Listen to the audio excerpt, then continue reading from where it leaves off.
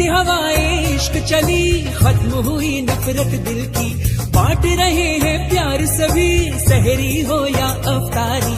अल्लाह तेरा है एहसान, एक हुए सारे इंसान, सज गए घर घर दस्तरखान, नूरे रमजान नूरे रमजान नूरे रमजान नूरे रमजान नूरे रमजान। औज़ु बिल्लाहि मिनश शैतानिर रजीम, बिस्मिल्लाहिर रहमानिर रहीम। अम्मा बाद फ़क़द क़ाल अल्लाहु सुब्हानहु तबारक व तआला फ़ी किताबिहिल मुबीन व हुवा अस्दक़ुस सादिक़ीन। बिस्मिल्लाहिर रहमानिर रहीम। या अय्युहल्लज़ीना आमनू कुतिबा अलैकुमुस सियाम कमा कुतिबा अलल्लज़ीना मिन क़ब्लिकुम लअल्लकुम तत्तक़ून। नाज़रीन किराम, सलामुन अलैकुम। उम्मीद है आप सब खैरियत से होंगे।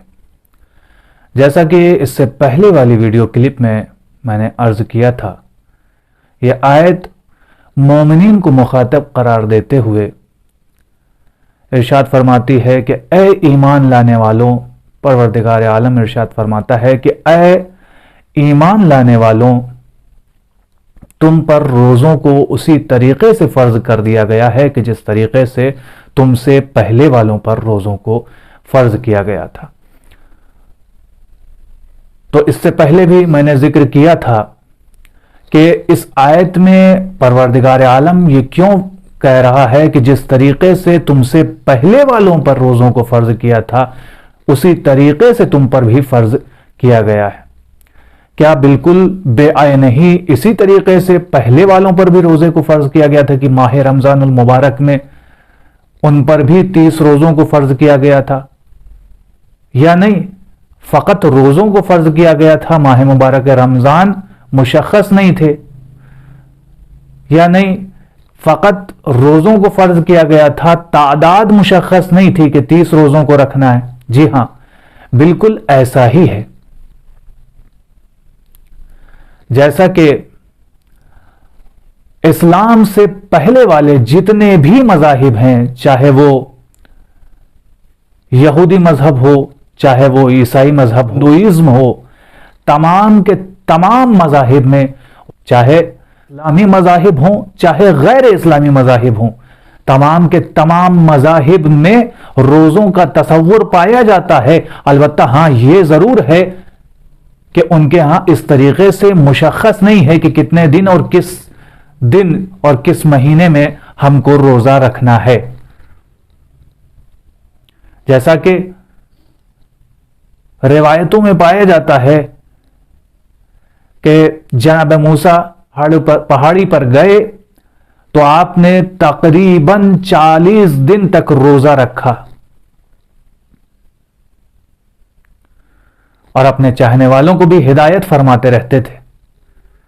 इसी तरीके से जनाब ईसा के बारे में भी है कि उन्होंने भी 40 दिन और 40 रातों तक रोजा रखा है और अपने बाद हवारियून को भी इस बात की नसीहत की है कि तुम्हें भी रोजा रखना है। ऐसा नहीं है कि फकत खुद रखा, बल्कि अपने बाद वाले हवारियून को भी जो है नसीहत करके गए हैं कि हाँ, तुम्हें भी इसके बाद रोजा रखना है। अब सवाल यह पैदा होता है कि ये लोग रोजा क्यों रखते थे? क्योंकि हम जो रोजा रखते हैं वो तो तकर्रुब इलाही के लिए रखते हैं ना।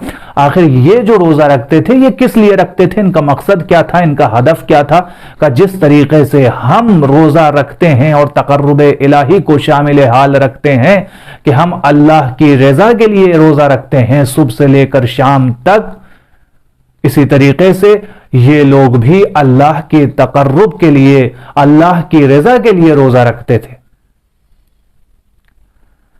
और सिर्फ यही नहीं है, ईसाइयों का एक बहुत बड़ा मजहब है कैथोलिक नाम का, जहां तक मुझे याद आ रहा है। इनके यहां भी बहुत ही अदब और एहतराम के साथ रोजा रखा जाता है। और इनके यहां, ईसाइयों के यहां यह भी है کہ روزہ رکھو اور بہت ہی خوشحالی کے ساتھ رکھو. ایسا نہ ہو کہ اگر روزہ رکھا ہے تو منہ بنا کر ادھر ادھر گھوم رہے ہیں یا کیا نام ہے آپ خوشحال نہیں ہیں, بلکہ چہرے پر مسکراہٹ ہونی چاہیے, کسی طریقے کی کوئی غمگینی نہیں ہونی چاہیے, بلکہ ہنسی اور خوشی کے ساتھ انسان کو روزہ رکھنا ہے. اسی طریقے سے آپ آ جائیے غیر اسلامک مذاہب میں. ہندوؤں کے یہاں بھی ہر مہینے کی 11 اور 12 تاریخ کو روزہ رکھا جاتا ہے.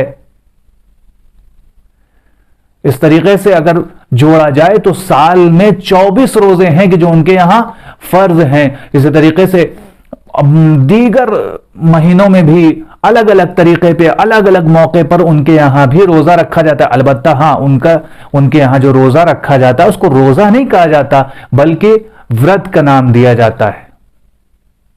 بعض ورت ان کے یہاں ایسے ہوتے ہیں کہ جس میں پھل اور سبزی وغیرہ تو کھا سکتے ہیں لیکن اناج نہیں کھا سکتے ہیں.